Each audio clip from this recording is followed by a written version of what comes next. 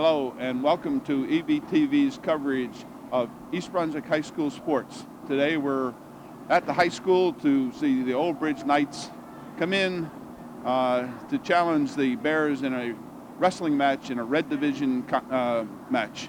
I'm standing here this afternoon actually, with Bob Cancro, a longtime wrestler, coach, and Bob, while I have this chance, let me congratulate you. Bob was just named the principal of North Brunswick High School. Thank you very much. So a pleasure, and I've enjoyed working with you all these years. Well, thank you. What do you think we're going to see today between the Knights and the Bears? Well, there's no question that when you think about Old Bridge High School, they're the quintessential, we're not rebuilding, we're reloading. And that's always the way it is with Ken Scott. Ken Scott's now in his 25th year as the head coach at Old Bridge, and he constantly comes in with a rebuilt and retooled product. They're 5-0 right now. You would have thought that after last year, they're the defending Central Jersey Group 4 champions, but they lost 5 key players from that team, but it doesn't matter. They've just reloaded, they've restocked the team, and they come in with a 5-0 record. Last Wednesday night, I guess it was, or Tuesday night, Wednesday night, they defeated South Brunswick 30-28. It's a real tight match. Ken Scott will tell you they're not as strong as everybody thinks they are, but when you're 5-0, when you're Old Bridge, you're strong. Ken Scott will tell you that all the time if I remember. Absolutely. I could remember years when you were coaching, which is not that long ago, actually. Longer than we ought to consider. Longer than we want to discuss right here. That we'd come into this gym or go over to Old Bridge or Madison Central at that point, or Cedar Ridge, and the places would be packed. Oh, you'd have hundreds and thousands of people who would pack the gyms, and you'd see quite a match. I mean, you'd come down to a 3-point, a 5-point match, nip and tuck, every bout going down to the wire. You wrestle with Cedar Ridge team, and Ken actually started out as a freshman coach at Cedar Ridge when Jerry Bandova was coaching the varsity up there. You couldn't pin a Cedar Ridge kid, and that's really still a trait of an Old Bridge team right now. You don't pin those kids. They're going to work hard, they're going to stay off their back, and they're going to get their points.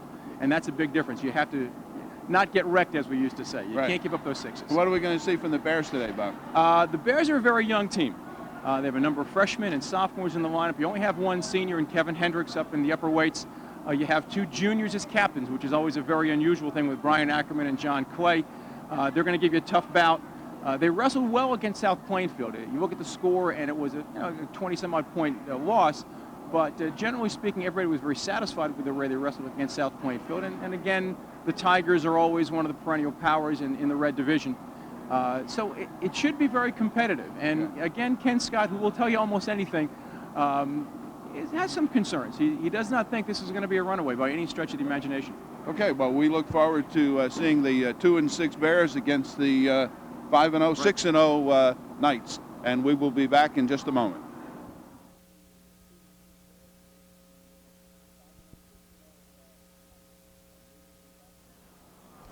Welcome back to East Brunswick High School, where we're about ready to get started with today's match against Old Bridge.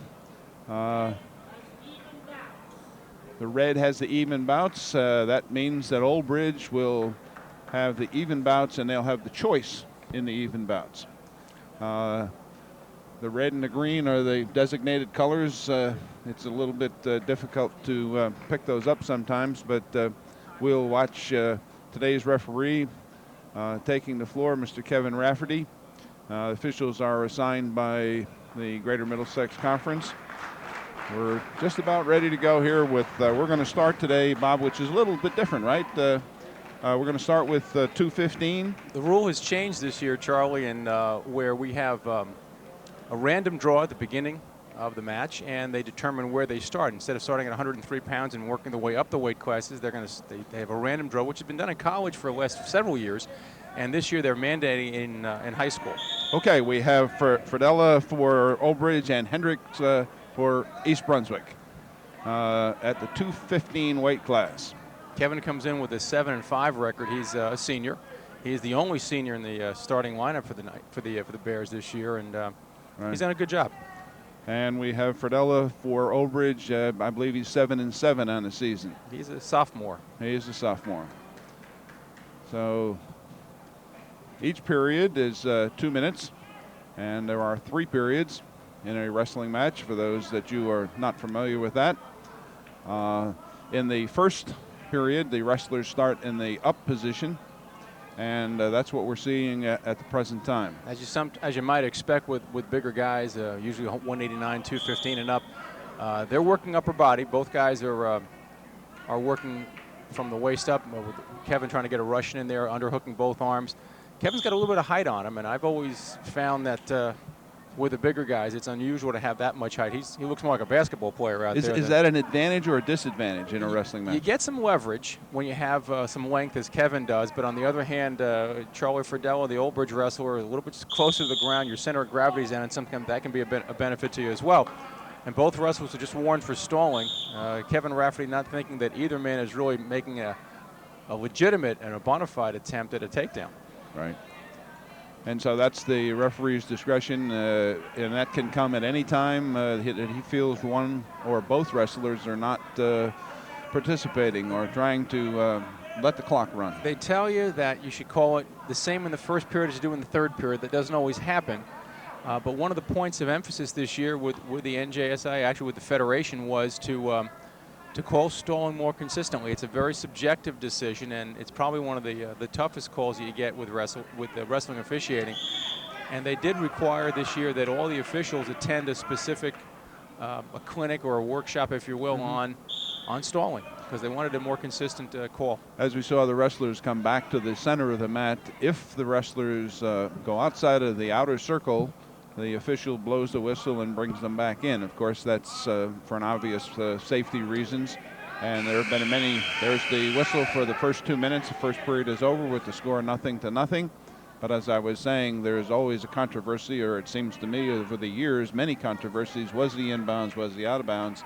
And of course, that's the call of the referee. They've tried to clean it up a little bit, a lot more specific notations in the rule book, a lot more photos to give you a clear picture of what it is. We have a Kevin 1 point score for Hendricks of the Bears.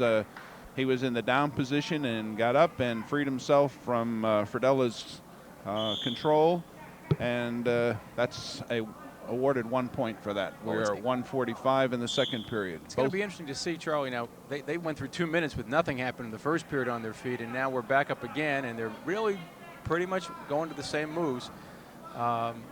You know, with Friedella being short, he asked about the advantage. Friedella's a shorter fellow, and to some extent, maybe he can get in a little bit quicker going underneath. Kevin's got long legs. You get a sprawl there, and he has an advantage at that point because then he has that leverage and the length. And he popped right up. I mean, it was, I don't know if Friedella, in effect, was letting him up, but it certainly wasn't any great resistance to keep him down. It might have been a strategy. I mean, he may not work well on the top. Some wrestlers, obviously, you have strengths in different areas, and Friedella may work better from the bottom. He may feel more comfortable on his feet, although in the first period, both wrestlers got the warning because nothing was happening, and they're still working outside. Now what happens, Bob, if the referee, Kevin Rafferty, says, puts that stalling up again, either both or one of the wrestlers? They're both going to get hit for a point. They'll both give a point up to their opponent. Okay.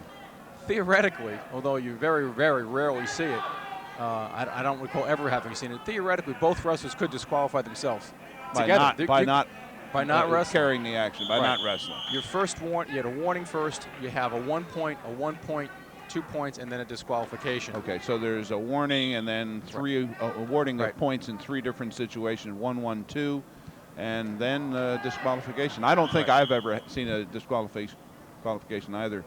It looks like Kevin had a little bump to the head there. Seems to be all right, though. Okay.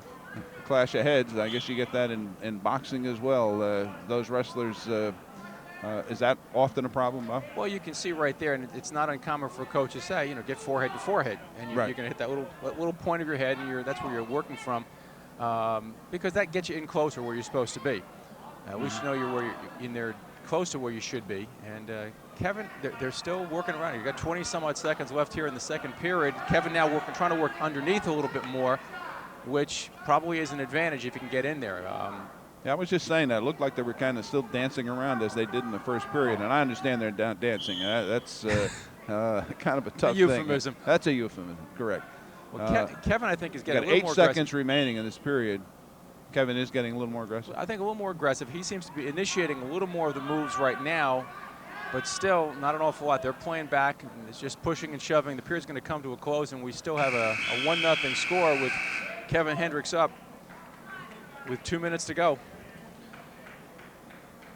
Now, how long do you think the referee will allow this to continue in that locked-in position up top? I know we're starting in Friedella's starting on the bottom, Hendricks on the top for the Bears. Back up. It's 1-1 on the scoreboard now. Kevin got himself into a bit of a tough position there. He was a little bit high and outside, and Friedella's legs were free, so he didn't really cover legs. He may have wanted to work something up top. Didn't happen, so now we're tied up. And as far as how long it'll let it go, I mean, most officials don't want to put themselves into a position where they're dictating the match, where they're or any contest, any you don't want to be the focal point. And the stall on the one hand as Kevin tries to shoot in there, and there's a pretty good block on the upper body by Friedella. Kevin Rafferty here wants the action to continue, and as long as they're moving aggressively towards each other. And we see both coaches, both Kenny Scott and Glenn Pazenko, the East Brunswick coach, being rather animated there as to what they want their particular wrestler to do, and they're both giving them a little bit of instruction as to how to break this stalemate, if you will, here, just going at each other up top. I think Glenn saw an opening. Kevin was getting in there a little bit underneath. Kevin, keep the action. But Kevin, he's popping off the shots there then. You can hear Glenn Pazenko. We just got a warning, actually a stalling point awarded to Kevin Hendricks. Because, as we were saying, I thought Kevin was being a little more aggressive, and Kevin Rafferty agreed with me on that one, and he gave the point. So now Kevin Hendricks up 2-1. For the Old Bridge wrestler was penalized a point for stalling. He looks like he's just backing out of it, and that's stalling as well. And at this point, part of the strategy that Kevin Hendricks has to have, and I think this is what Glenn is trying to get him to do, keep the pressure on. He's popping up. You can get the legs for starters. He didn't finish off right there. Right. But put him on the defensive. 33 seconds remaining in the third period. He's backing up. He's backing off, and he was Hendricks was awarded, the East Brunswick wrestler was awarded another point, so it's 2-1 at this point with 26 seconds remaining in the third period, which is the final period in a wrestling match. He's had the upper hand. I mean, even though there's just been a lot of upper body work and on their feet the whole time, Kevin now in the last period and a half has maintained the aggressiveness, and he's got to keep doing that because there's nothing to say that Kevin can't hit Kevin for a stall if he doesn't shoot. Right. And put it into overtime and let him decide it on the mat. They see locking up top there, although he's trying to reach that leg. There's the whistle with the horn for the end of the bout. We have Kevin Hendricks 2-1 over Old Bridge's wrestler Charlie Friedella. You're getting close to the shot. Not as exciting as we might hope. Let's go to Glenn. Ralph, get back there.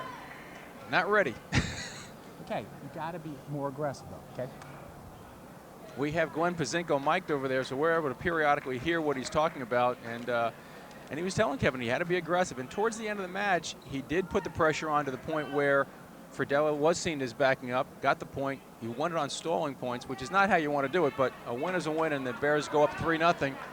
Okay, we're going with the 275 pound weight class, and this is new since I was here at East Brunswick High School. Used to be one weight class. Everyone over, what was it? 188, I guess. 188. Everybody above 188 was in the same class, and obviously everyone has gotten a little bigger these days, and so now we have a 215, which we just had, and now 275. Yeah, they've put the upper limit on the weight. You had kids. There were some very big kids who were very good wrestlers, but in many cases, if you had a kid who could be 300 or even much larger than that, we had a few kids who came through here. I can remember one in South River. A little action there, a little action. We have Matt Lamella for Old Bridge and Ralph Dennis for East Brunswick. 2 points awarded to Lamella for Old Bridge for the takedown. And he is working the crossface right now on Ralph Denise. They put the upper limit because there were a lot of kids who were just very big bodies, and they really weren't wrestlers. And here's a kid who might be 195 pounds, pretty well built, a good wrestler, and once he got on the bottom, he was stuck. And you couldn't do anything with a 350-pound kid. So I guess it's probably a good 10 years now. They had that upper weight limit put in, 275. Yeah, I and remember that's it. the mountain there from South River. Olson. Russell. He was the biggest guy that I've seen on a wrestling mat in 30 years. But I think. he was one of those exceptions. Not only was he a pretty big guy, good. he was a good wrestler. Yeah, he was a good wrestler. Very good wrestler. I didn't mean to imply that he No, I was know that. this large. He was excellent. And, now we have, Ralph Danis for the Bears, just a comment about him. He really hasn't wrestled varsity. I see his record at the 0-0. He's wrestled JVs. So he's in there with Lamella from Old Bridge at 9-3. And he's only a freshman. And he's a freshman. So, and he's getting us a tough introduction here. Lamella comes in with a 9-3 record. In some tough competition. It's 2 seconds. And the fall. Referee hits that mat with that hand, and that means he's been pinned, and that's 6 points for Old Bridge. And unfortunately, it's at 1:59, just with a second remaining. 1 second remaining. If he, that's every coach's nightmare. Well, we're getting ready for the next one. Let's go to Glenn and see what he says. Go again, be aggressive, okay? Don't leave any doubt. Okay, what he's saying is let's be aggressive. Don't leave anything back here. Don't hold back. We got Corey Richings, who is 10-2 for the Bears, a freshman, as Bob indicated before, going against John Magnotta, 5-2. Magnotta, okay, for Old Bridge. Now we're down to the 103s, and these guys are quick. Well, you see a big difference. Actually, Kevin Hendricks was himself pretty quick, although Charlie Fridella was not. But yeah, usually the speed is down below, and it's quickness and aggressiveness down here. And Corey has been wrestling for, let's see, as a freshman, he's probably 14 or 15. He's probably been wrestling for about 12 years, I guess. Yeah, I'm sure. Well, that's a wrestling family, the Richings family. They've had some Keith. Was it Keith Richings? Keith was, who is, I guess, a senior right now. He's a soccer player, and I guess he's devoted himself to soccer right now. But he's a pretty good wrestler, isn't he? Good wrestler. Corey took him down. That's 2-0 in favor of East Brunswick. Now, it's very common, Charlie, at the lower weights to see the younger wrestlers because, you're not going to find a senior, usually not going to find a senior who's 103 pounds or 112 pounds. They just get larger. Mm-hmm. But you can see, too, that Corey's very long and lanky, and he could easily fill out. But right now, he's at an ideal situation. He's a good wrestler. He's quick. 103 lets him up. I don't know. It looked like he let him up. I'm not sure he was. I would think so. Corey he was going to burn up a lot of energy trying to hold him down there. He's a very confident wrestler, even as a 6th grader, 7th grader, because I saw him with the rec program. He was always very confident when he was out there. He was very calm.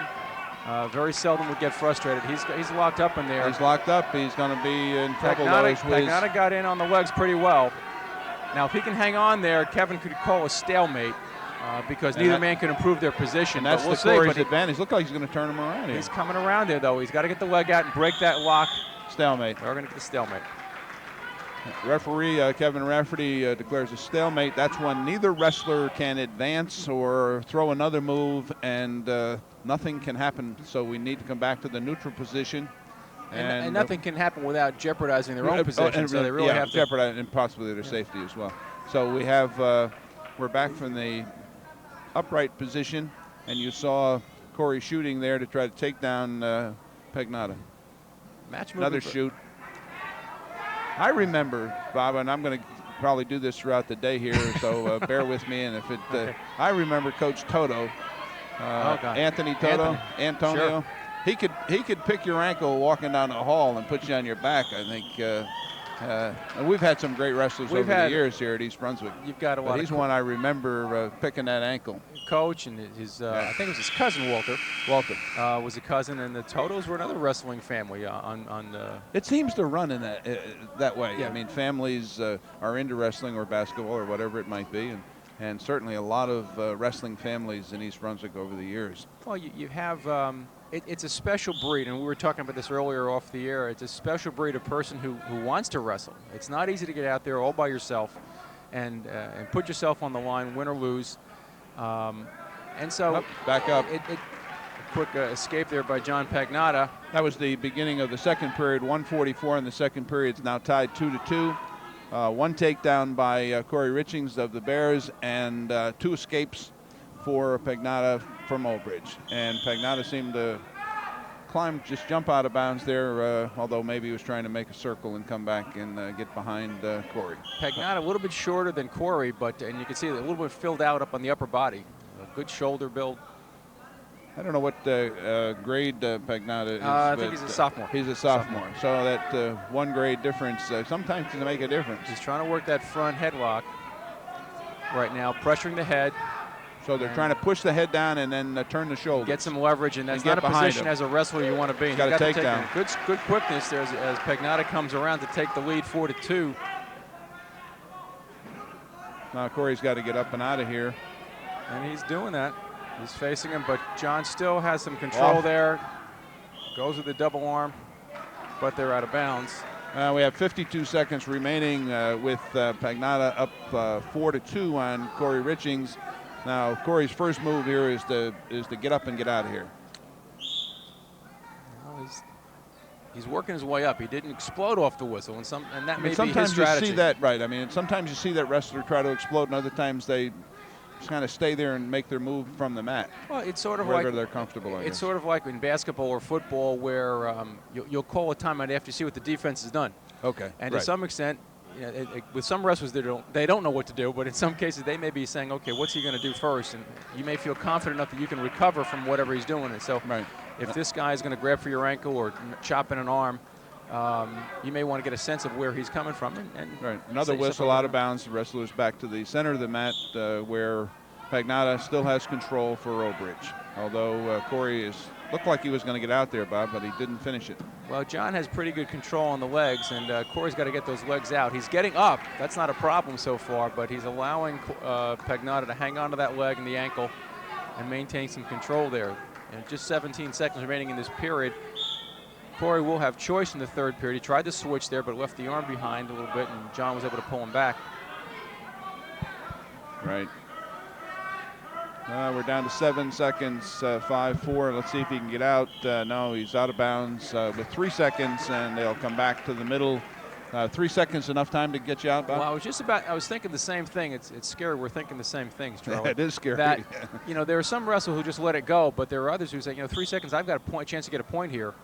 And it's not going to happen at this point. But a lot of times they'll just hang on for a couple of seconds. But the truth is 3 seconds, a quick stand up and a turn, and that was get you the point. And that was Corey's choice, and he elected to go down. Why would you do that? Well, what would determine the choice? I guess is what I should say.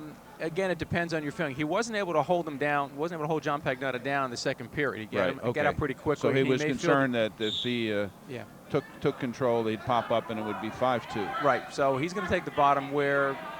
The truth is, unless you can turn a guy over, you do have a chance to score points either on the escape or on a reversal. And Corey was able to get a takedown in the initial period. And right now, he has not scored points since that initial takedown. Right. Is it a question of sometimes, in addition to strength, conditioning? I mean, we're into the third period here, and these guys have worked pretty hard. I mean, they haven't locked up and kind of danced around. They've been going at it pretty good. People don't realize, I mean, you're carrying your own weight, but you're also carrying 103 pounds on your back as well. Right, yeah. And it does take a lot out of you. So conditioning, to me, was always a major factor. I mean, my sense was you didn't want anybody to out-condition you. They might have a little more talent, they might have a little more strength, but you don't let them out-condition you, because in that last period where you need that extra burst with those last 30 seconds, you need that point or 2 points, you've got to be ready to go. Right. We got 1:25 remaining, still 4-2 Pagnotta over Riching, and Pagnotta is in control. He's working that power. He's trying to turn him. Right, he's trying to turn him. Now, if he turns him, we're looking at 3 points. But you see, well, you can't see on the screen. Got a problem here now. And we've got an injury time. Injury time for Richings. I don't know what happened at that point, or maybe it's blood, because Kevin Rafferty is pointing to an area on the mat. It could be that there was blood going. So we do have a time limit if it is blood. Can we listen to what Glenn's doing over there? No, he can't coach, actually, if it's blood. No, I think Glenn is just going to stand there, and we have the student trainer out with the disinfectant or whatever. Do you know what they're using these days? I don't know. Sometimes there's a mat clean. Sometimes it's simply a 10% solution of bleach. But one of the things you see is the trainer putting on the rubber gloves, the latex gloves. Right. Corey is ready to go back, but they're going to hold off until they get that area cleaned up. There was a little bit of blood out there, and of course, the safety issue is so important. He's dropping on that ankle, so either get that hand and pull off that, or just get those feet out. And just by getting those hips out, you can get those feet out. You heard Glenn talking over there that Corey's not getting his ankles out. He's not able to clear his ankles, and he said you got to peel that off, get it up. He looked like, and that was a good point by Coach Bazenko, who was a great wrestler here, state champ. Absolutely. Went on to wrestle at the collegiate level at North Carolina. Right, the University of North Carolina, Chapel Hill, an outstanding student. I had the pleasure of coaching Glenn in football for when he was at Churchill for 3 or 4 years there, and actually Glenn was very instrumental in an undefeated team at when he was a 9th grader. Outstanding wrestler, though. He had a tremendous record. Was he a Big E winner? Big E winner, right, which goes to the outstanding okay. senior. I think he was probably Gary Watson, which was the sophomore of the year, and so junior as well, but and plus a great student. So we're back here with 54 seconds remaining, and Corey's still trying to get out of there. He's trying to come around, but Pagnotta able to hold on. He does give the escape. He gave him the escape. So we're 4-3 with 49 seconds remaining. Now what has to happen is Corey Richings has got to take him down. That's the only way he can score is by taking him down. He got the takedown in that first period. He's got to work in there. And Corey's not afraid. He will shoot. They work their way out of bounds. Back to the middle. 39 seconds remaining. So we have 4-3.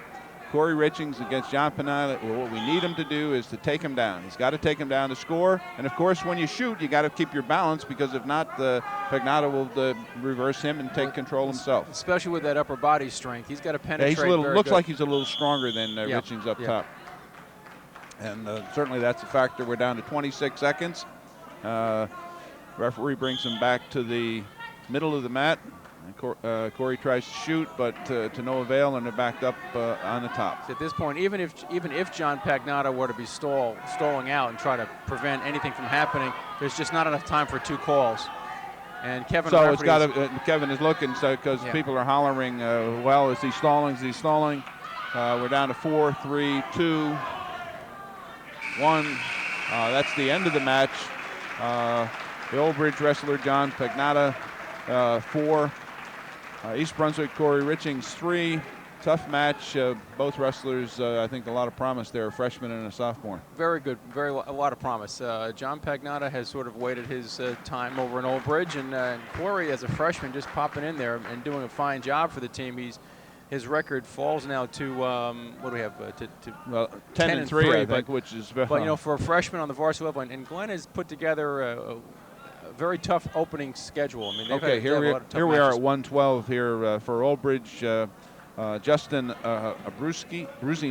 Bruzniak, and John Parker for the Bears. John's a freshman, just 4-6 on the season, but again, as a freshman, you're thrown into the Lions' den. And Bruzniak, again, I'm not sure what grade. He's a sophomore as well, and his record is 9-3. So we have a little more experience on the part of the Old Bridge wrestler. But here we are at it. You can see his headgear down around his. When do the official blow the whistle to stop that? Well, you're going to take a look and see if it's really a hazard to the kid. And actually, you could now. Part of the problem is that Bruzniak has a hold in there that could be turned into a fall situation. He could turn him with it. But if he doesn't do something soon, Kevin could stop the match and let John fix that headgear. But I'll tell you, even as a recreation wrestler, that was pretty much where John had his headgear all the time. Is that right? Whatever the reason is, he was always a little bit. It was a little bit loose, and it always would slip down there. It seemed like he always had it around his eyes. Now, what kind of problem would that cause him? Other than annoying, I mean. It really is more annoying. I mean, the old headgears and they're let's pretty talk much about the headgear. The purpose of the headgear is to obviously protect the ears. Protect the ears from cauliflower ears and having the damage of the cartilage in there. One of the interesting things, and I've had this conversation with Stu Cohn, who I've done matches with here too, who's an official and a former coach here at East Brunswick. Varsity coach here at East Brunswick High School. There's no standard on the national level for a headgear. Oh. You go to baseball with helmets, and softball. You go to football with helmets. The NOCSAE, NOCSAE, I don't know what that stands for, but it's an organization that does testing on sports equipment. they have standards for all these things. There's nothing on headgear. So if you come up with something that looks comfortable and seems like it might protect the ears, you can put it out and produce it. Used to, a few years ago anyway, have a rather large piece that went over the ear with the cloth and so forth, and I've seen the plastic kind, and which is what he's got that bar in on John Park, and he's turned them over, and, yep. and he's getting a count. Kevin Rafferty's done some counts, got at least 2 points, and he's got that arm bar across the back right now, which can be very uncomfortable and certainly put you at a tremendous disadvantage, and he's working it very hard. Right. Now Kevin's holding on. He's trying to. We're down to 7 seconds in the period, and he's going to be near John's full trying points to hold here. on. There you go. 2 near fall, 2 back. Is that Two, what? It, no, just the 2. just near the full. 2. Okay. So it's 4-0. So it's 4-0. And it will be a Brusniak's choice. Oldbridge, and Kevin signals over to the bench. Since so often the coaches want to have that control. They don't really give the kids an opportunity to make the decision. Well, they know the wrestler, and hopefully make the right choice. And there were so many times when I would ask the kid, Another what do you want? And he'd look at the bench anyway. Another takedown. All right. Yep, controlled. There's 2. Justin Brusniak from Oldbridge seems a little bit quicker right now than John. Justin up 6-0 right now, and just started the second. Yeah, he seems a little stronger too. His upper body again, a little bit more developed possibly.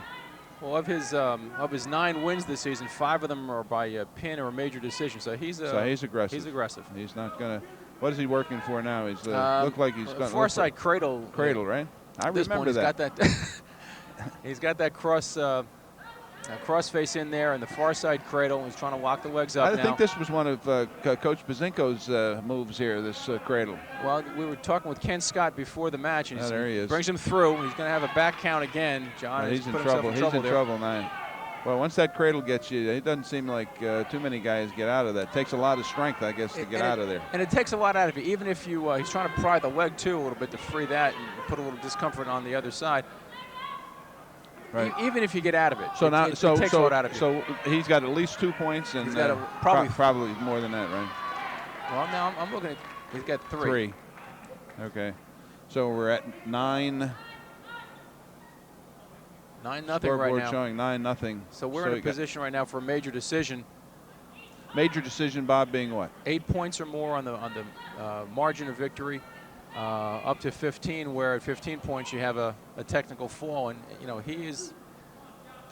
And of course, a pin is 6 points, right? He's going to have another 2 points. Kevin Rafferty did get the count, and he does that. He cannot give the points until the combination has been broken. Right. Okay. So we're at 11-0 here with 3 seconds to 1 and the end of the second period. Now Johnny Park's going to have choice in this period. I'm not sure where you want to go with this. He's had a hard time on his feet. He's had a hard time underneath right now. You can't say I want to go to the bench, right? No, that's not an option. And we talked about that before, and I don't say that as disparaging to Johnny Park. But you're out there by yourself. There's nobody to pass the ball to. No. There's nobody to look around and say, come on, help me out here. It's up to you, and you got to guts it out. And so this sport, the wrestling, to me, is certainly an individual but a team sport, and a lot of courage by those individuals out there in that mat. Well, it's a team sport because you don't want to give up the pin because that's 6 points for your opponent. You don't want to give up the major fall, and you want to try to earn as many points as you can. That builds a team score. But you're right, Charlie. It's just an individual thing. That was a nice move. Nice roll through there. Roll through, yeah. He's got with a takedown. He's going to have back points on top of it, and that's probably going to be the match. If John gets out of this right now. He looks like he's flat. Okay, that's a pin by Justin Brunswick of Oldbridge and John Park, and that'll make the score Oldbridge 15 and the Bears 3. 424 on the pin on that, Charlie. But 424. And it's not surprising. Brusniak is one of the leaders on the Knights. 4 pins. He's an aggressive kid. He's all right. What are we going? We're going to 119. 119 now. And we got Ian Gorham and Jamie Guido for East Brunswick. Well, here's another wrestling family. Jamie's dad, George, was a wrestler for me when I was here at both Churchill and then at the high school. George wrestled up in the upper weight class. He was about a 188 pounder. Yeah, 188. Right. Gorham with a takedown. Okay, that's 2 for the Oldbridge wrestler. To George's credit too, he became a pretty strong wrestler by his junior and senior year, and and came back and actually revived the rec program in town. Yes, he was did. able I to remember bring that that. back. So, Yep. and I give him credit, and I thank him for getting me back into coaching. He got me back in there for about 4 or 5 years on the recreation level. Yeah, he was. It's amazing how wrestling gets in the blood, and we've said that before. It kind of gets in the family, and here we have a Jamie, son of a former wrestler who did an outstanding work here at East Brunswick, and as you said, did a great deal for the recreation program in the township. Okay, he's got kind of a crab ride. Jamie comes nice around. move. There's a nice recovery. Wow. 2, he rolled right through it. What the official's arm circling his arm, it means that the Old Bridge wrestler Gorham just rolled through it about to the neutral. So it's 3-2 at this point. Quick forward there. Jamie recovered pretty well. He was in a little bit of jeopardy. Hadn't gone on to his back yet. There were no back points, but then took advantage of that. And I think that we were talking earlier, and I was talking with Phil Hostler about speed and reaction time, and Jamie reacted very well to that.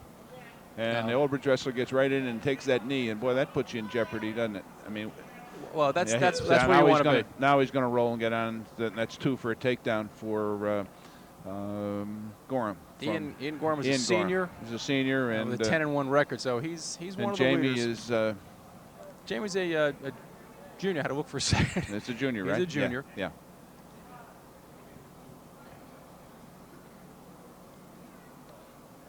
Gorham working at Gorham's trying to Sullivan in there with the arm underneath and pulling the arm across. Trying to turn him over and expose his back to the mat. Just 10 seconds remaining here in the first period at 1:19. And a 5-0 lead for Old Bridge's Ian Gorham. Okay, that's it. That's the end of the period with 5-2 for Ian Gorham over Jamie Guido.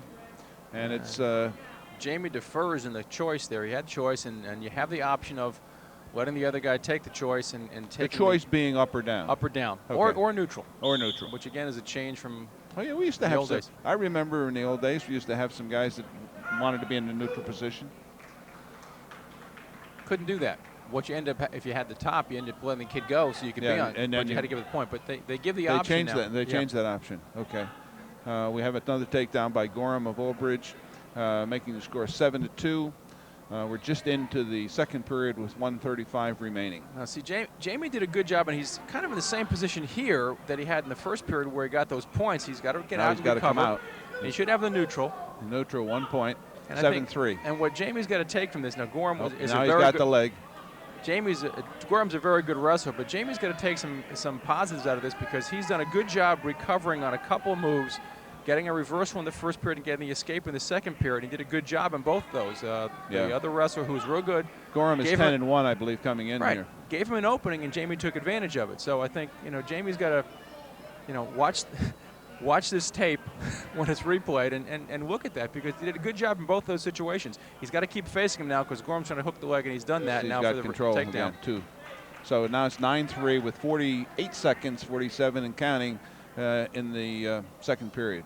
Jamie has not been able to get out necessarily on his own right now in this match, but where he's found an opening, he's been able to take advantage of it. So I think that's what he's got to do. He's going to try and to his credit, he's continuing to wrestle. I mean, sometimes when you get turned over, it's much easier to try to stall out the period, but he's not. Well, he hasn't given up any back points, and that's a positive too. He's given up the reversals, given up the takedown, but he's been able to maintain his balance, maintain his base, and not get turned over. And really, that's what wrestling is, Bob, to a large extent. Balance, right? It's balance. It's strength, obviously, obviously, a little bit of speed, a conditioning, little bit of strength, conditioning, but it's balance. It's and the mental side. Oh yeah. Probably more than most other sports. The head is so important. Okay, that's the end of the second period. It's 9-3 with Gorham controlling Jamie Guido of the Bears at this point. Jamie has choice in this period. I glanced over, and Glenn told him to take the bottom, so he figures he thinks he can get out of there. That's if he takes the bottom. Or where he's going to score. Okay. Right. He thinks he can explode and get out of here, and that's what Coach Bazinko advised him to do. Well, again, and this seems to be a theme, maybe too much of a theme, that the upper body strength of the Old Bridge wrestlers has been very significant. And right now, and you can see that here, I think, on Gorham. He's barred that arm on the one side. To me, that looks like it's awful painful. it's uncomfortable to say the least. It's uncomfortable. You know, I wasn't a wrestler. well, and I wrestled, and it's happened to me, and I coached it, and I've taught kids that this is what you want to do, but I've never had to sit as a parent. I had 2 daughters who talk about wrestling in the family. They both became manager of the wrestling team, Right, as well yeah. as playing some other sports. But Yeah, field hockey. field hockey for my youngest one, softball. Jackie and Jen, and they both played softball. Yeah, But I know. Very and- good too. well, I appreciate that. That's- They would that's- appreciate it That's as the well. truth. That's the truth. I saw him play, and what a great softball team last year. But with, as a parent, I never had to watch this. And there are some parents who will sit there and they'll scream and yell for the kids, and there are other parents who can't even be in the room while their kids wrestle. When I was coming into the gym today, there was a gentleman standing outside, and I said, "So your son is wrestling?" He said, "Yeah, he just got finished." So he was. Jamie got up to his feet, but good control on the ankle by Gorham, and was able to bring him down. We're under a minute. In the third period, I remember when Rafferty wrestled, his mother would come, and that was worth the price of admission. There are a few folks, and I mean, they really get into it, and nicest lady in the world. But when her son was wrestling, it was a pretty tough road. Jamie's getting his legs out, which is good, but He's got to kick that out, but right? Gorham has been able to hang on to the leg, and he's trying to work the cradle as Jamie comes up. And a lot of times a wrestler will come to their feet, but the offensive wrestler who fell on top has been able to hang on to it. And from that, if you don't get out, you're going to wrap it up and go right to the cradle. We're 9-3 with 24 seconds remaining in the match in the third period. Now, what Jamie wants to do here is to try to explode out of there. You want the quick traditional 5-point move, but and put him on his back, because at this point it's a pin that's going to make a difference here. It's going to be hard to score any more points than that. Jamie's put up a good fight against a real good wrestler, and who looks like he's got a little more strength on him, but it's just not going to be enough tonight. Jamie's got some upper body. Jamie tried to roll out of that. That was he get caught there. There's the whistle, and that's the end of the match. 9-3 in favor of Gorham over Guido, and that will. That's a 6-point. That doesn't change the still 3 points for the 3 team, points, right? A couple things though. So it's 18-3 at this point. We'll go to going coach. back to the rolls when we start getting a little tired or desperate. I don't know what it is, but you keep working your feet. You did a nice job. You did a lot of nice things there, but we got to capitalize on it. Come on, hey. I mean, same kid you wrestled there at the 100 Central Train, okay? So good hand. I mean, you know he's got that cradle. Just get hand control and wrestle smart, okay? Well, Jamie Guido got some positive words as he went off the mat with Glenn talking to him about just being a little more aggressive. Follow up on that. And it brings us to 125 pounds. 125. We got Mike Caruso 4-8 for Old Bridge, and Carmen Corona for the Bears, who goes right after him. Now these are two guys about the same height. Jackie.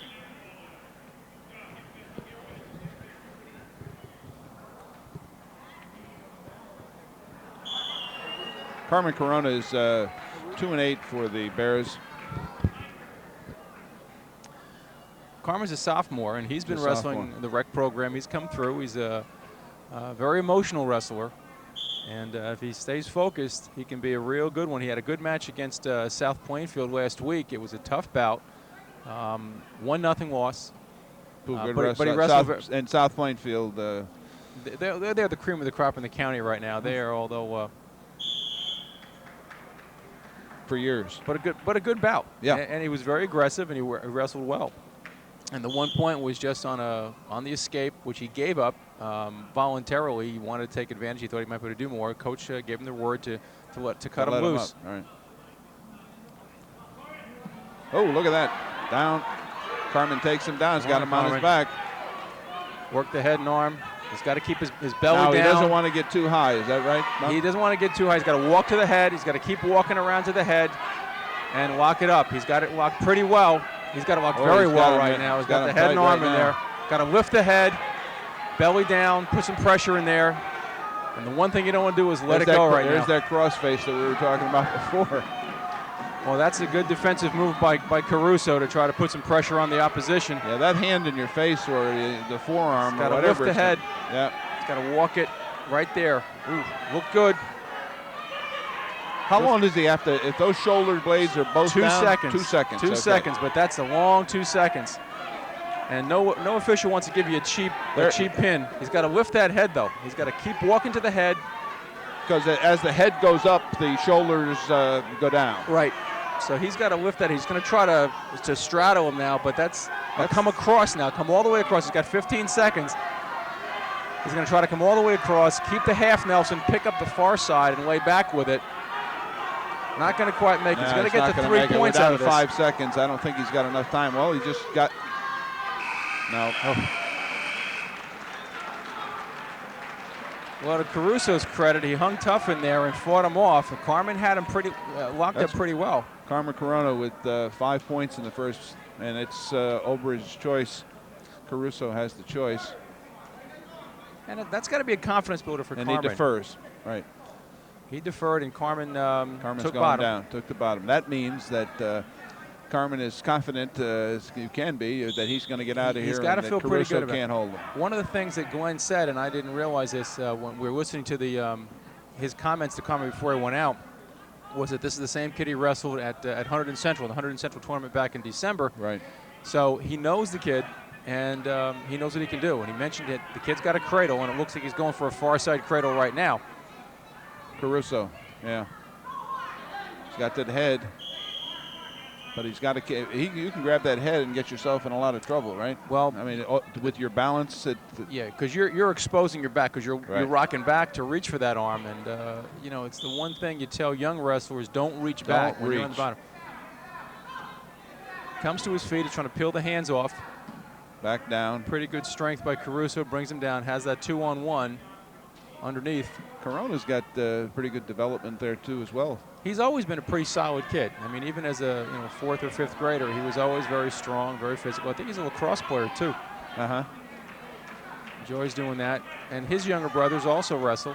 Michael and Chris are also involved in wrestling. So there's that family situation. Yeah.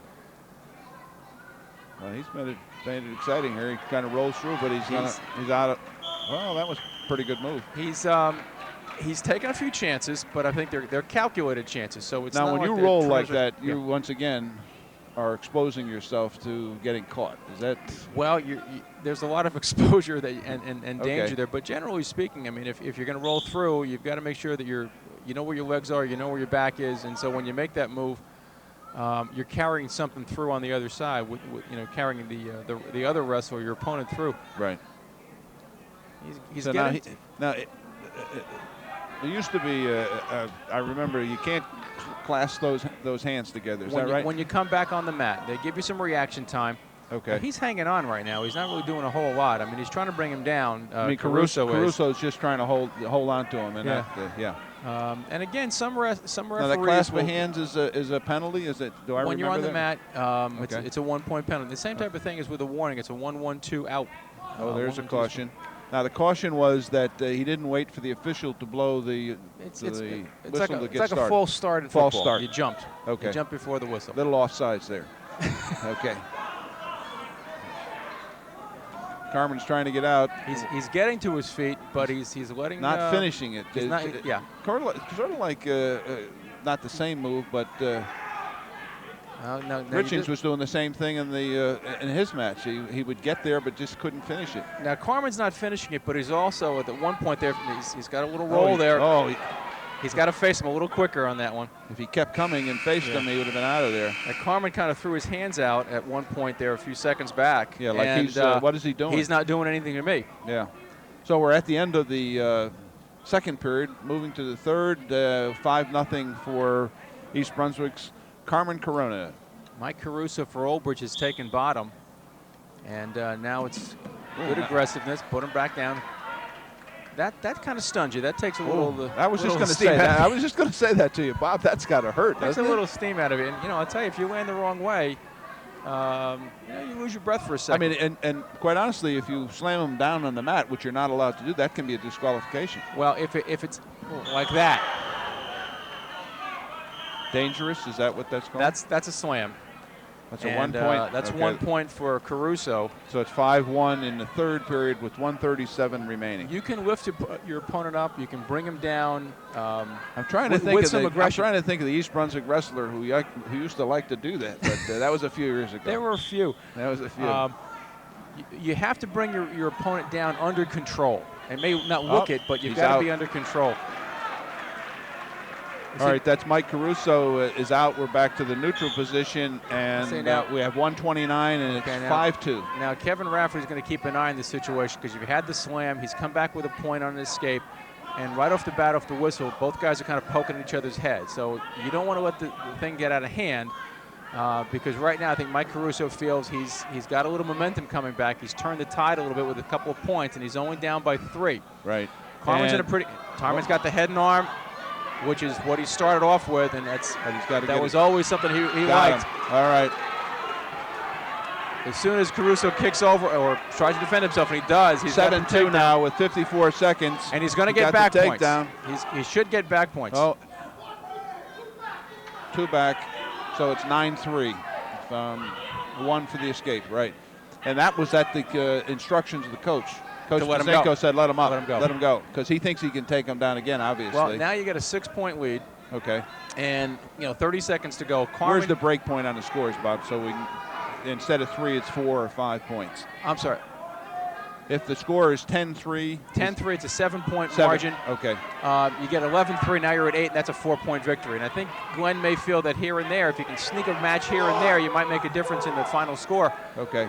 He's wrestling for himself, but also wrestling for the team is what we're. Right. That's the point I'm trying to make. I'm sorry. And because if we right there, he's got it. Now he's got it. It's going to work out. 1 second. I thought that. 2 and 2. Okay, so that's 13-3, 10-point difference.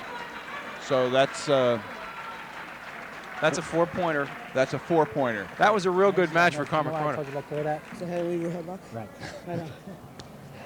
Carmen had a bit of a smile on his face. I can remember as a 3rd or 4th grader, Carmen lived and died by the head and arm, and he did a pretty good job of it. And he used it again. And I'll tell you something. There are a lot of people who frown on it and say, that's not classy wrestling. That's not really finesse wrestling. But you know what? It gets points, and Carmen went in there, and he needed that win. He needed a little boost for himself. I think he feels pretty good about that win. That was a good job.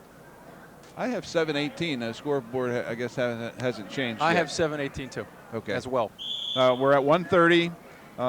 Vinny Iadosi, who is 10-1 for Old Bridge, against Tim Ackerman, 5-7 for the Bears. Ackerman is that's a wrestling family here in East Brunswick. Oh, right. The older brother. Yep. Older brother Brian is a wrestler, but then the Iadosis in Old Bridge also have been there. Sal, I remember that name. Graduated last year from this team that went the Old Bridge team that went 16-2 last year.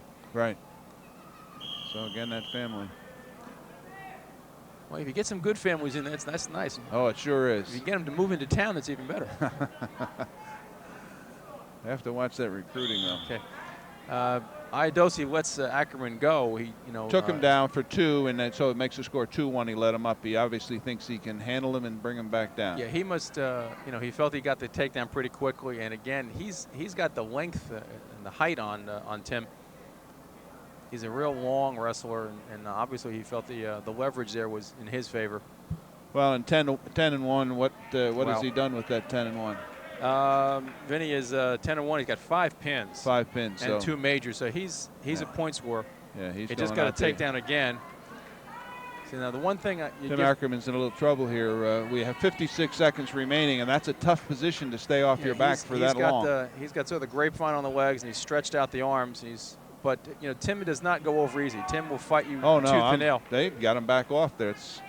So we're at 7-1 at this point, and you made a good point. Tim Ackerman and that Ackerman family is not going to roll over and just expose their back to that canvas. And he fought his way through that, and with 27 seconds remaining in this 25 seconds, he's still trying to stay off of his back and got his arm around his Iadosi's leg there, but he brings it back. Well, he's got the far arm, and he's trying to pull him across and throw that dump. Yeah. Okay, we got a whistle with 10 seconds remaining. And 7-1, and Tim Ackerman is going to try to explode to get out of there. Tim seems to have good quickness, Bob.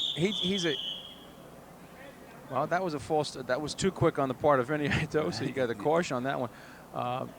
Yeah, Tim will be quick when he when he puts his mind to it. He's out there, and he will give you 100%, and he'll fight it.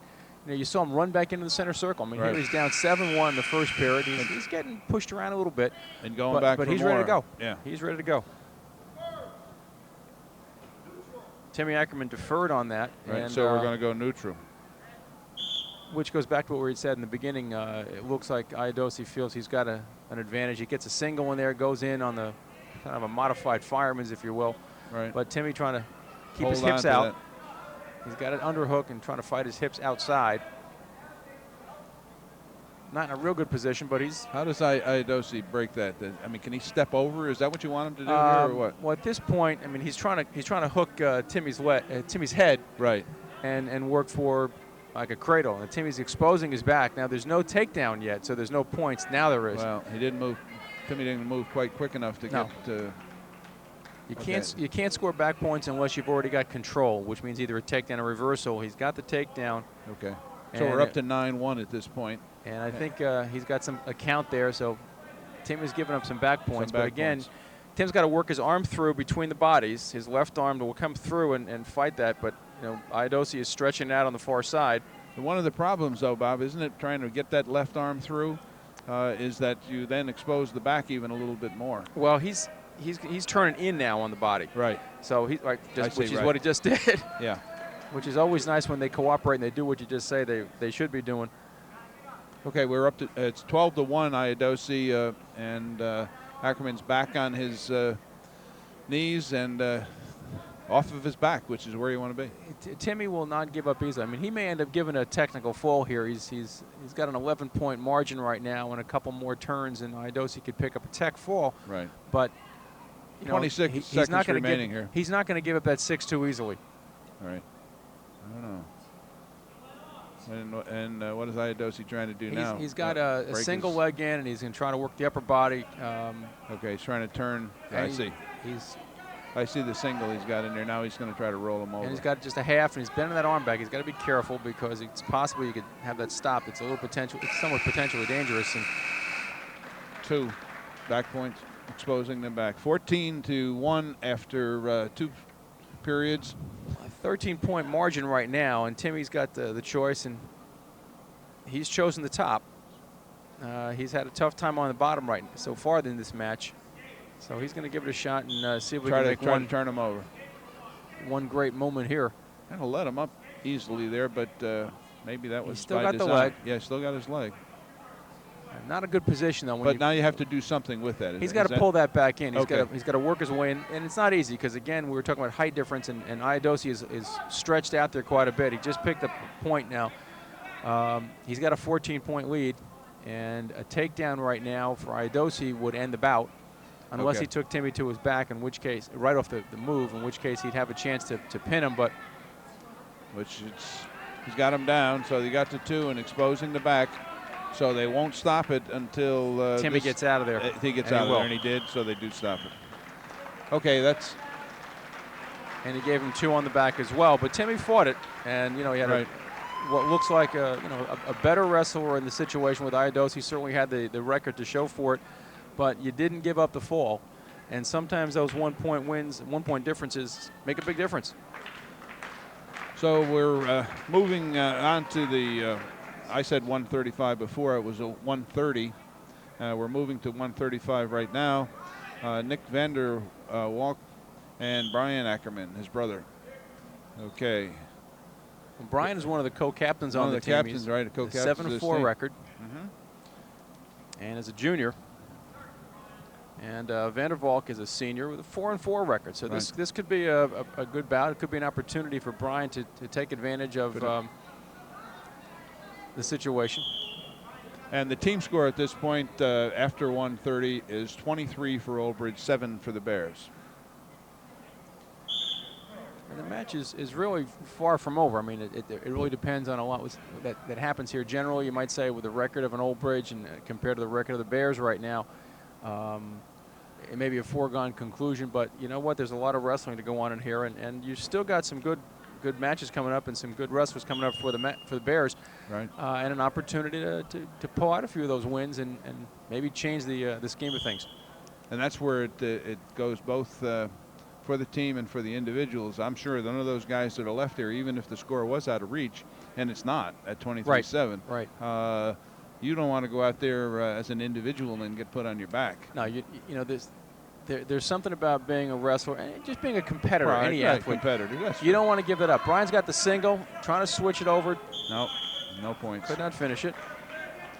You know, you're a competitor, and when you get in there, you want to make sure that you're doing your best job. And even if, you know, even if you were down by 20, 25 points, right, you're going to go out there and do it for yourself, do it for the team, because again, that record shows up in the paper the next day, and you don't want to make it look well, like you got blown out of the and water. Also, as far as an individual is concerned, I've sat at district seating meetings, and I know you've sat there many evenings, and that record, individual record, determines where you're seated in the districts, and a lot of times that'll matter if you can make it through the district. Right, the districts at the end of February, but even before that, you've got the counties coming up in are early February. Yep, counties GMC tournament in early February. Stalemate called by the referee Rafferty. And when you've got a tournament the size of the GMC tournament, we've got 20 teams or so in there. Probably more than that.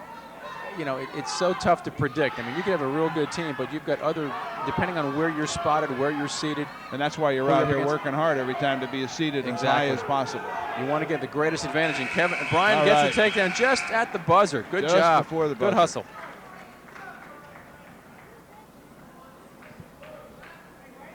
Okay, the choice is going to be the East Brunswick's choice, and Brian elects the down position, and he's going to obviously thinks he can explode out of here, and he does. Pretty good quickness there coming just up. Grab the foot. You got to get that. You got to get those feet out of there first. Controlling the ankle is such a big part of this. Right. I mean, you know, control the hands, control the ankle, block the position. I'm going to ask you an East Brunswick wrestling question here, Bob. I'm in trouble. Who was the guy? And begin with an S. I'll tell you that. Who was pretty good with that chicken wing. He could pick that, and then they changed the spell dose. Is that a name that you remember? Is that had to be after I was here? Actually, it was before. He was in the early 70s. Oh, okay. I think. Boy, he could. And then, for whatever, they outlawed that move after that. Well, when you take that arm and start racking it up there, you can't put pressure parallel to the spine because the joint doesn't go doesn't that move way. that way. That arm doesn't go that way. Shoulder. Okay, we're at 2-0. Whistle, kind of a stalemate, and brings them back to the middle of the mat with 1:09 remaining in the second period, with Brian Ackerman up 2-0. We seem to have had these battle of contrasts. Either we have these tall guys on the one side and short guys on the other, and these little studs on the one side and lengthy now things on the other. He's got to score a point here if he can. He's going to step across. Oh, nice move. Very good move. And a fall. Whoa. Big turnaround. Every one of those points counts. Big turnaround there. That nice was job. Brian Ackerman coming through as the captain, one of the captains of this team, and pinning his Old Bridge opponent, Nick Vanderwalk, and Coach Kellum, nice job. Sure was. Sometimes there's not much more to say than that. Nice job. 3:08 on the time of the fall, and that closes the gap to 10 points between Old Bridge and the Bears. 23-13 on the team score. All right. Let's go here with, we missed Coach. Okay, we'll get him the next time. We're at 1:40, and we're for East Brunswick, Patrick Bean and Alejandra Battle? Beje. Patty Bean shoots in there on the single, doesn't finish it, comes back up. Bajay? Bajay. Bajay. Bahjay is the way it's pronounced. Bajay, I guess it is. He's a senior, comes in at 6-7, and Patty's got a 1-6 record. He's only a sophomore, though. Right. I was told it's Bajay. Bajay. Excuse me. That's what this says right here, I think. Okay, now I'm told it's Bajay. Oh. Okay. Well, while we're figuring out the pronunciation here, we got a lot of action on the mat, and Bajé is in control and is exposed. Patty's left Patty's, arm is caught behind his body. That's the tough one right there. That's where he's got the control of the wrestle, where he's got to try to work that through. So we're talking about his left arm is behind his body, Yeah, which totally exposes those shoulders. Nice. But he's fighting out. He's fighting. He's fighting. But now he's got the head and arm. That's what Carmen was controlling earlier, Carmen Corona. Right. He's got 30 seconds to go here. That's a long time in that position. It's an eternity. Pin. And that's Bajé, who was 6 and 7 coming in with the pin. And that's 6 points for Old Bridge, making it 13-29. And we'll go to coach. Well, okay. Missed some of that. Yeah, we missed a little bit of it. Well, that's a momentum. You know, you had a little momentum. Good position all the time. Okay, what coach is saying, good position all the time, and we're at 1:45. Kevin McLaren and Wilhelm Kenhofer for Old Bridge. Is that Kenhofer or is that Rispoli now? I'm not sure. I have Kenhofer here on my list, who is 11 and 3. Let's check that.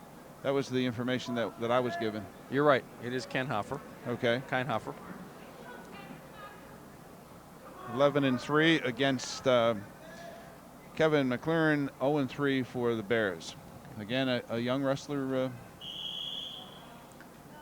Yeah, Kevin is McLaren is a junior. He's a junior, but he's wrestled mostly JV. He's 4 and 1 on the JV level. Right. A little tougher time when he moves up to the varsity, but again, you know, that's you're getting your experience down below for the opportunity to come up here and put some time in and right. learn. Kenhofer leads 2-0, and he's one of Old Bridge's best wrestlers, I believe. He's a pinner.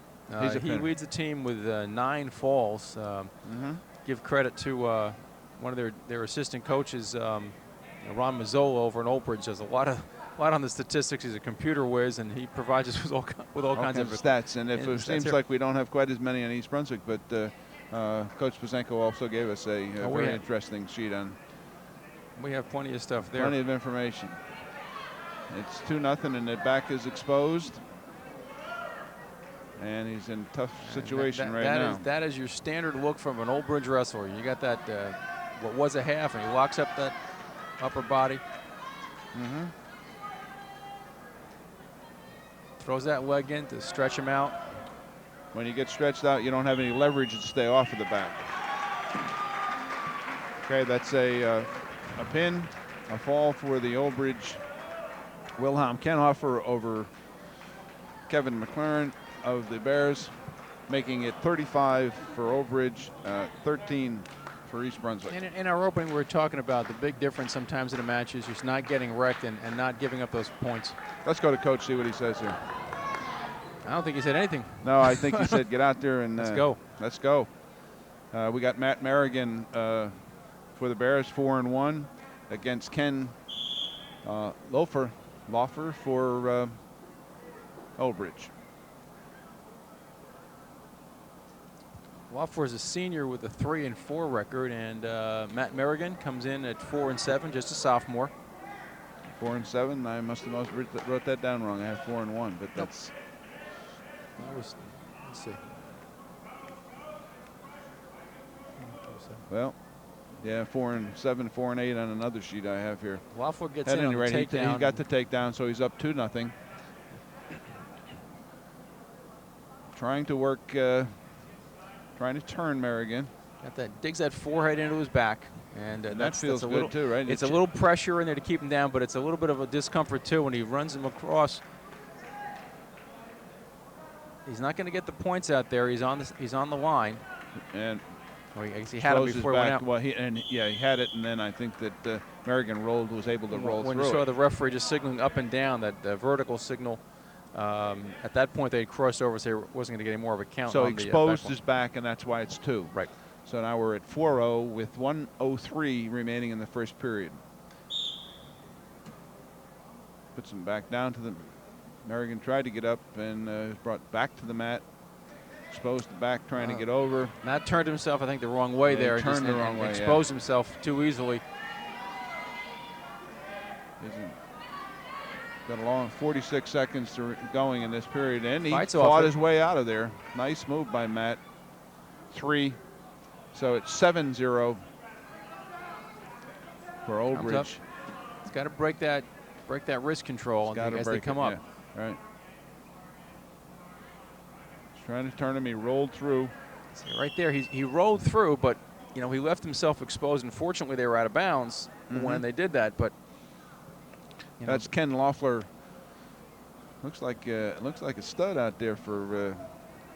Although he's only, I have him at 3 and 4. He looks pretty tough. Very solid upper body. He's again going on that record. He's recorded 2 pins, but he's also given up a couple of pins in those 7 bouts he's wrestled. So it may be feast or famine when he's out there on the mat for the Knights. Now, if we're looking at Merrigan here, and he's exposed his shoulders there, or his back a couple of different times, trying to roll through. That's living dangerous, isn't it? Well, it's living dangerous. It may just be a bad habit that he's picking up. He's not finishing stuff off. I mean, I'm not watching these guys every day, but a couple of times he's done something that he wants to do, and obviously he's got an idea of something there, but the finish is causing him a bit of a problem, and he may be getting, as I said, a little bit of might be a bad habit that he's just not finishing something off. Yeah, and as we're going to the second period, it's 7-0 for Ken Loeffler of Old Bridge over Matt Merrigan of the Bears.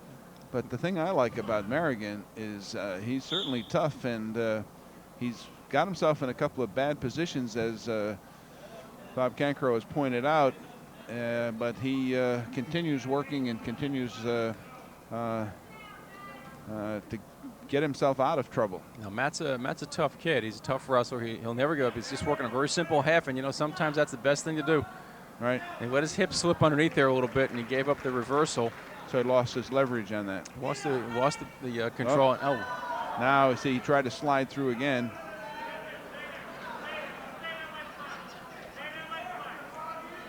That looks a lot worse than it may be right now. Yeah, he can't get his shoulders to the mat. Is that right? It's not easy to pin a guy over the top like that. Yeah, right, because it's hard to get your shoulders. And you can't get as much control. I mean, if you really lock a kid up, then you're in trouble. But he's got his arms in tough shape now. He was trying to hook Matt's head with his leg. Yeah, I think that's what Coach Pazenko was up screaming about. Well, not screaming, obviously. He was just trying to get the attention of the official. It's just to let him know. Yes. And probably a little encouragement for Matt to know that we knew he was going to get out of there, which he did. He got off his back, and he's found himself back rolling again with his. He's found himself in some very awkward positions, very awkward. uncomfortable spots, and I'm just not sure if he's not realizing where he is at that moment or just not finishing something off. Mm-hmm. And we got 41 seconds remaining in this period, and we're back to the center of the mat, where Loeffler will have control over Merrigan, and Matt tries to roll out of there, but is unable to do so. 30 seconds remaining in this second period. Now, you see, that's a tough move because, again, he exposed his shoulders, but he was able to roll through. Obviously, he's quick and tough. The Granby or a shoulder roll is not necessarily a bad thing to do if you get through it. But if you get stopped in the middle of it, it's a real. What was that other term used besides shoulder roll? Granby. Granby. Granby, Virginia, I guess, is the place where it was originated, and the Granby roll, which is it's a shoulder roll, and I know there were a number of schools around here going back a number of years ago. Matt gets the escape, who would use that very, very effectively, but you don't see it necessarily that often because the sport's changed a little bit. Those guys are quicker, it seems to me. They're a lot more quick, but and moves come in and out of favor. There's a lot more strength and upper body stuff that goes on, and even among the lighter weights. And it can be much more physical. We're in at the second period. Bob, just interrupt you 1 second here with Loeffler up 12-1 on Merrigan. And we'll see. They're going to start from the neutral position. Matt had the choice there, and he took the neutral. I guess he figured at this point he needs to go for the big play. He needs to get a takedown here. Loeffler gets in on the legs. He's got to get his legs back. Matt let his legs get underneath, and his hips collapsed. And then they got a takedown, which 14-1. And he rolls through again. I'm telling you, he's a tough. Merrigan's a tough guy. Look at this. He's got him caught. Well, no, wasn't able to. Wasn't able to get those control. points. Well, he got Okay. 2 points. But now he's right back up. His weight was up on the top of his shoulder there, and was able to. Now we don't have any. It seems like his hips are flopping around a little bit too much. He's got to get some 2 stability on the there. rollover, so that's 2 for the control that was by Loeffler of Old Bridge. You know what? I'm impressed again with all of the East Brunswick wrestlers, and Old Bridge for that matter. I haven't seen one call today for somebody laying on the mat, sucking wind, not able to, I'm hurt. I need 30 seconds or whatever they have for injury time, so they get a break. And I'm impressed with that. I really am. Well, they've tightened up the rules a little bit about those kinds of things, because if you get injury time, I guess it's after the second one, you give your opponent the choice of the position. Oh, okay. So the rules they changed have dealt with to the rules crack down on that a little That's bit. great. But the other side is too. With these 2 coaches, you're not going to see that. With Glenn Pazinko and Ken Scott, they demand a lot of their kids. And they're not going to put up with a lot of that nonsense. And it really is. It's nonsense. That's the one. I mean, that was one of the things with wrestling that bothered me. You'd have guys taking all those, trying to get timeouts, and you knew they weren't hurt, but they needed to get some air. Matty has not given up here. He gave up a takedown, but he has been willing to. 18-4 at this point, Bob, with 19 seconds remaining. He's got the Peterson in there, does Loeffler, but Matty's coming out.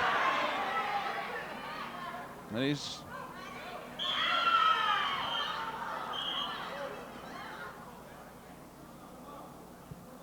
Well, the whistle, because I think it's 20. It was a tech fall. It was 20-4, I think, if I'm adding up correctly. And Matt is not too happy with that. Let's go to coach. And that score right? Hey, Matt. He was checking it.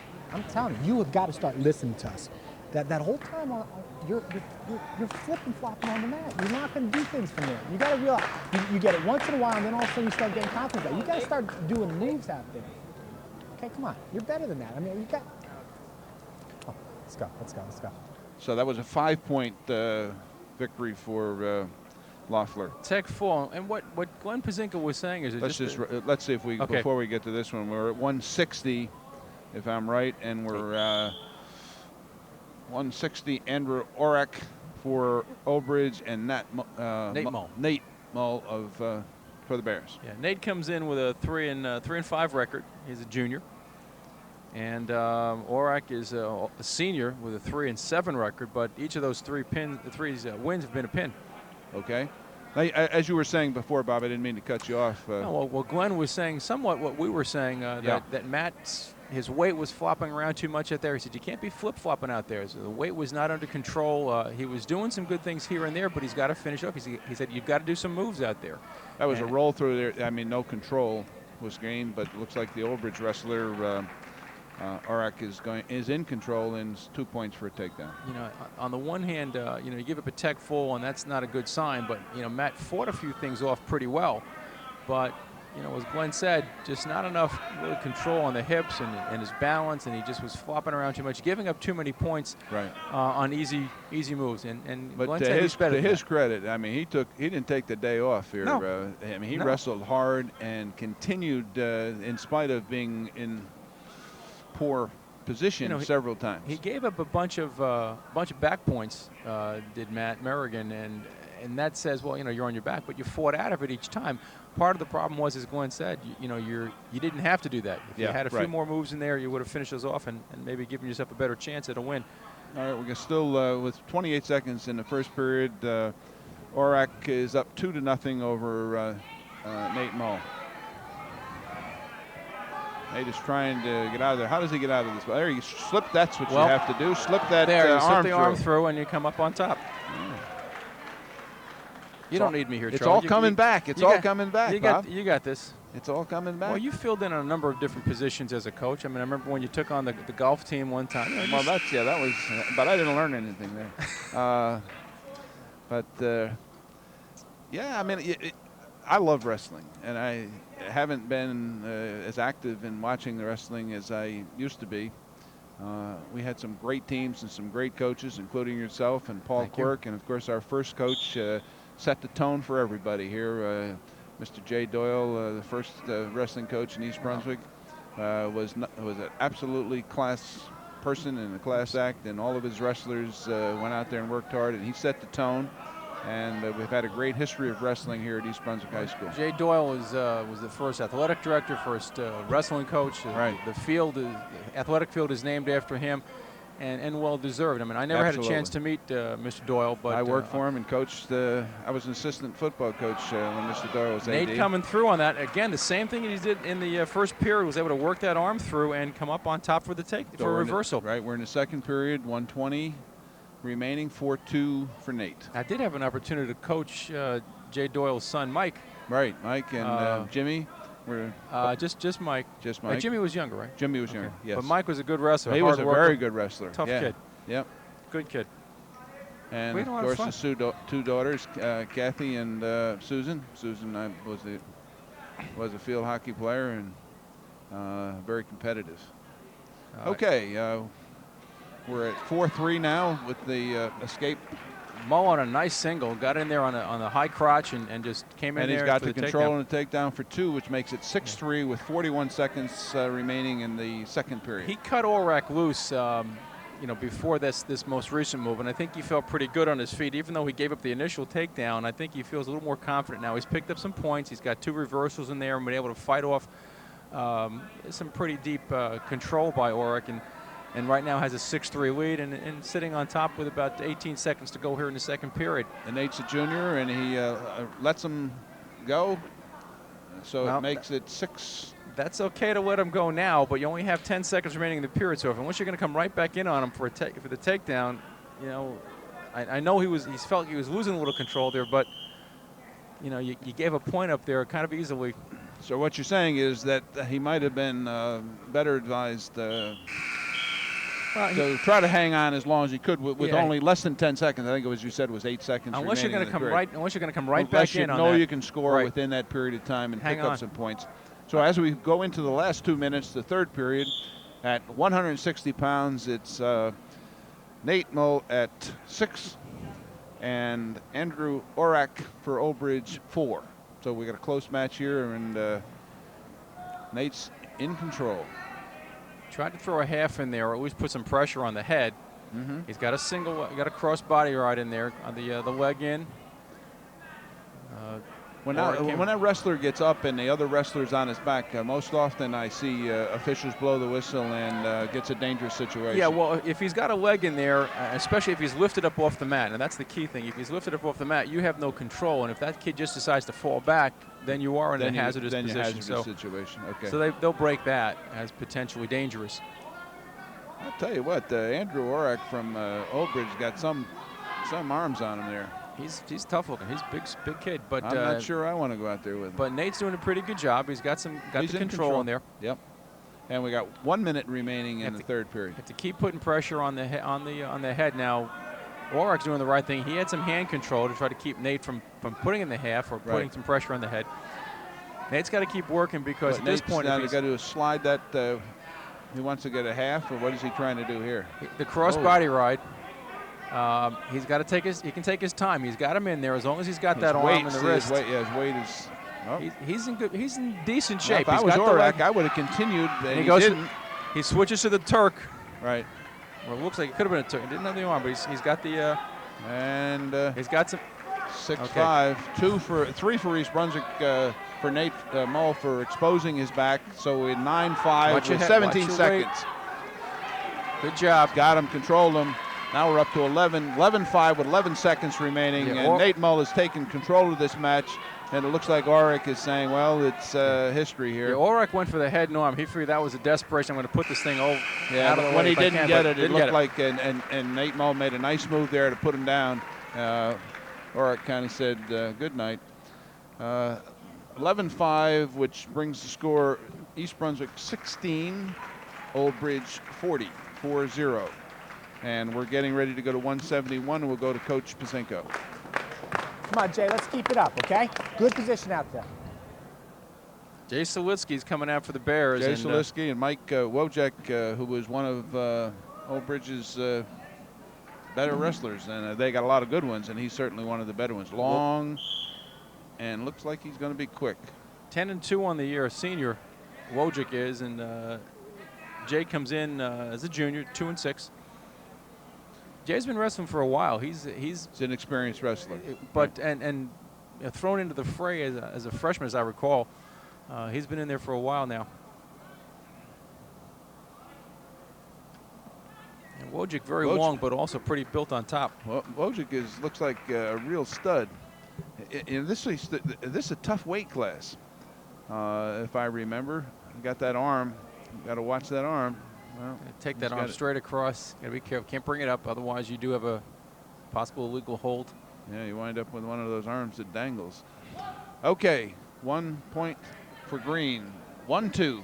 Wojcik got the takedown pretty quickly, so I think he feels he can do it again. I mean, yeah, Jay is strong, but whoop, we're out here. Going to give him 2 points. Ooh. Yep. Okay, 2 points. That makes it 4-1 for Wojcik.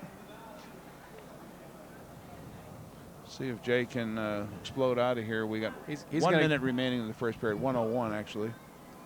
Go ahead, Bob. Wojcik's going to cut him loose. I think he feels the takedowns are coming very easily right now. He got 2 quick ones in the first minute. 4-2 for Wojcik, and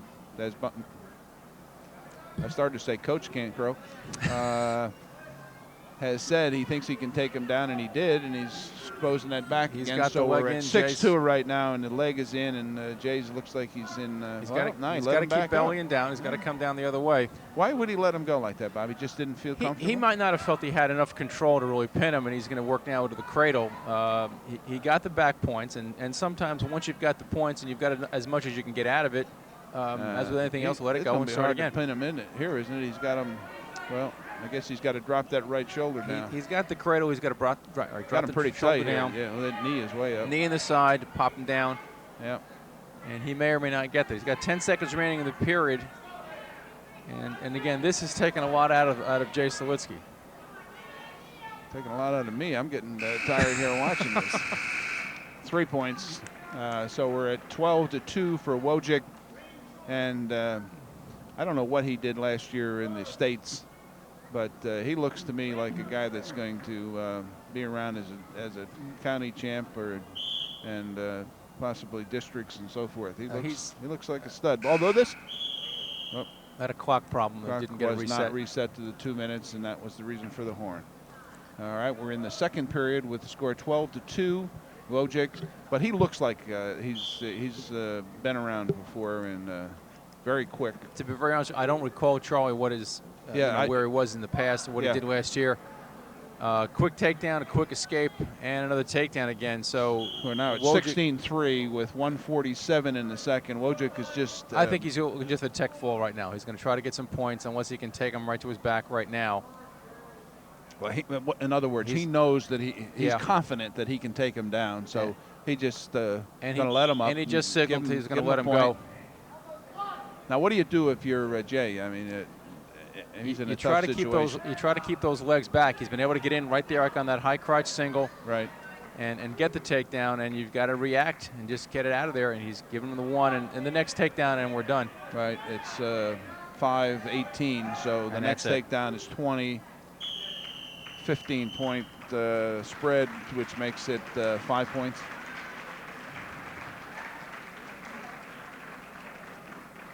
And the difference has been really in a lot of these cases, a couple of the pins we got back to back in there in the middle weights, and now a couple of these tech falls, and that just we're getting down to our final match here with the score.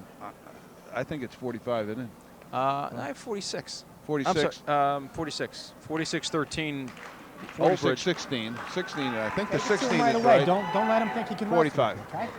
That was I'm sorry, I made a mistake. Okay, we're at 45-16, and we're at our last match at 189, and we've got Francis Barnett 3-10 from Old Bridge against John Clay 9-4 from the Bears.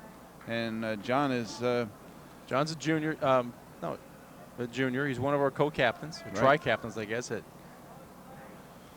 And he was third in the districts last year, so and has done a nice job this year with for the Bears, and so we're looking for John to be tough and aggressive out there. John, and along with a number of the kids, have come through the rec program, and they've and they're showing some talent now at the varsity level, having had that experience as young wrestlers.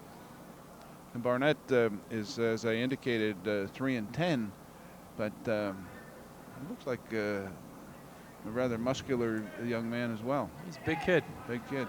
Solid When you get up out to there. these 189 guys, there's no, you don't last long if you're a softie. out No, there, you no, know? because you're really talking about kids who, in some cases, may have played football or in a fall sport. They're solid. When you think of East Brunswick wrestling at this upper weight classes, who are some of the guys that you think about? The one that comes to mind, a heavyweight, Dave Edwards. Dave is Edwards. always the one that comes I to was my thinking mind. about Dave coming up here today to the gym, and what an outstanding wrestler. You know, Well, I can remember a county finals with him and Ben Grover from South Brunswick. right. And it was like I was there. a 10-9 match, just back and forth. One of the greatest matches I've ever seen in a And wrestling. Ben was a tough guy too. And you couldn't ask for two nicer guys. Here they were, heavyweights, right, tremendous athletes, and good people. right. Still Uh, no score here at 33 seconds remaining. Ben, it looks like he's gonna. John keeps moving. Francis but Barnett, it's- very quick. Looks like he's got control too for the Old Bridge wrestler. That's Francis Barnett. 20 seconds, 18 seconds remaining in this first period. In the final match of the day, with Old Bridge leading 45-16. When you talk about some of the great wrestlers, the upper weights, and a little bit later on, Scott Kammerer, who wrestled Scott for Cancro Glenn. was a tough guy. I remember. I think one of the great things about wrestling again is that opportunity to go to Princeton, where the states used to be held. And I remember Scott Cameron, and of course Glenn. We've said several times that wrestling down there. Mm-hmm. Nick Malonis, some of those guys. Of course, Nick was a little guy, or not so little. He was the bigger. lower weight classes. He got a lot bigger and a lot tougher. Scott was inducted into the Region 5 Hall of Fame last year is that for right? his performance and his work. John took the bottom position, and it looks like he's It's 1-2 at the moment in favor of Barnett. John gets Two. control. He got to 2, right, and that's 3-2 now in favor of John Clay for the Bears. 1:30 remaining in this period. He's got the control with that. Is he going to be able to turn him far enough in that position? He's going to get back points. Okay. Kevin Rafferty is counting, but that's a tough one to try to pin in. And the fact that Barnett has John's foot, is able to defend himself like that, he must feel like, well, you know, I may take that back. He's edging his shoulders down very Somehow slowly. he's changed his weight. He shifted his. Somehow I didn't. You know, John's trying to probably shift his weight out just a little bit. To give him enough room to get that shoulder a little Yeah. closer to the mat. And Okay. Kevin's down there looking for it, but it's just not coming, and it may not. Now Kevin's referee Kevin Rafferty's kind of shaking his head, meaning that he doesn't have any more leverage here. And usually when you see a referee just shaking his head, that's also a sign that, you know what, we're not even close, guys. It's just not going to happen here. Yeah. You know, right. I'm far enough back. We're not going to see this. Funniest wrestling story that I saw it. I was in this gym, and we had a referee one time, kind of a heavy guy, and he was in this situation and was close to a pin, and he wasn't able to get down on the mat, so he slammed his foot down and he couldn't get his hand down. So that happens, I guess. Well, one of the reasons why I'm no longer officiating is because my knee is just not. you what have it to be should in great shape. I mean, that's my point. I'm not about to go out there and have myself climbing up on crutches literally to get out there. And John was exposing his back a little bit Right. As he was trying to rock around there. And I had a situation a couple years ago in a varsity match where 3 wrestler- points for John Clay makes it. I'm sorry, Bob. Makes it That's 6-2. As we move to the third period, this will be our last 2 minutes of wrestling here at East Brunswick High School today. I mean, you can pin yourself, and John had his back somewhat close, not in too bad shape, but I saw a wrestler, and I'd never seen it before, and I never called it before, where a wrestler pinned himself. Actually pinned himself. He had rocked back so far. I was watching the bottom man to Trying see to where get that leverage that we're to see where referring to. his shoulders were, and I suddenly realized, you know what? this is an impossible situation. I suddenly looked over to the other side, and there the kid's shoulders were flat on the mat. I counted to 2, and I slammed it. The bottom kid jumps up and said, I wasn't pinned. I said, no, you weren't, son. And the coach just kind of shook his John head. is kind of, we're back in that same position. We're going to get any points? Yeah, 2 points out of that. So it's 8-2 for John Clay here at 188. Well, John's got control of the situation right now. He's established himself as the dominant wrestler, but now, and we could get a stall out of here because Barnett is not doing very much on the bottom. Barnett looks like a shell on the bottom. As you can see, John Clay is trying to get his arm in there, or his hand in, and now. And there is a call to stall. I mean, right, he's a clammed warning. up. That was a warning. So you get back into that shell, and they're not going to allow that to happen for too long. We got 53 seconds remaining. But John also has to finish it off because now Barnett is coming up a little bit, and he can't just rely on the points coming from a stall. John's going to watch his back there. He's cranking out again. He's got some back points. Now, if I was, I don't know, I can't see here. Rafferty is right in the line of fire here, so we're a little bit speechless because well, that angle looks. John has a half in there, but he's not. He's really not close forcing. to He's not him forcing that half, is he? Well, Could he come over there a little? Not at that angle. It doesn't look it. Although now he's shifted his weight out a little bit. He's got some a better angle on it, but he's really just exposed the Barnett's back, his opponent's back, and just 5 seconds to go. So we're pretty much wrapped up here. We're going to get 3 points. That'll make it 11-2.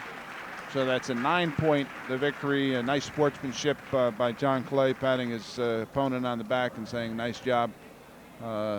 11-2 for the Bears. John Clay, that's a 4-point win. 4-pointer. And so that'll make the final score 45-20 as the wrestlers come together at the middle of the two coaches, Coach Pazinko and Coach Scott. As we said, two very fine gentlemen and class coaches. And same thing is true of the outstanding wrestlers on both teams here. And I thought the Bears did pretty well today, about 45-20, and had some very good bouts and some real talent here. They wrestled pretty well. They gave up some pins, and that's what always is going to kill you along the way. Right. If you give up those extra points and they gave up a couple of major technical falls, I should say, that hurts. But really, you take away some of those points. If those had been regular decisions, suddenly you're knocking off 13 points, and you've got a much closer score, and it looks a little bit different than it does right now. Because you look at it quickly, 45-20, it looks like an overwhelming bout. It really wasn't. Couple of changes here or there, and you take one of those pins away, and the Bears get one. I know Corey Richings was in a tough bout there, and that one turns around a little bit, and it could very well have. It was an extremely competitive match itself, and a couple of other ones, and the Bears are right in it. And as you pointed out several times, Bob, the Bears are very young. They're a young team. I mean, you've got a lot of freshmen inside. When you have as many freshmen in the lineup as you do for the Bears right now, and sophomores, it's going to take its toll. And in comparison, Old Bridge came in with a number of seniors and juniors in the lineup. It makes a big difference, and hopefully that's a good sign for the Bears, because as long as these kids maintain their confidence and feel that they're learning something along the way, and toughen up a little bit and be ready to go, the future could be a little bit brighter. Okay, so we're looking for good things from the Bears throughout the rest of the year, and as we get ready to sign off here, let me extend that congratulations to you again, Mr. Bob Cancro, the new principal of North Brunswick High School. Thank you very much, Charlie King. Charlie King here again at East Brunswick High School, and EBTV3 will be back here next week presenting some basketball games, and we have some additional wrestling matches that we're going to do throughout the season. And it is certainly a pleasure to be here, and we thank John Emery and Frank Knoppenberger, the athletic director, for all their cooperation and assistance. And again, for Bob Cancro and Charlie King, this is EBTV3.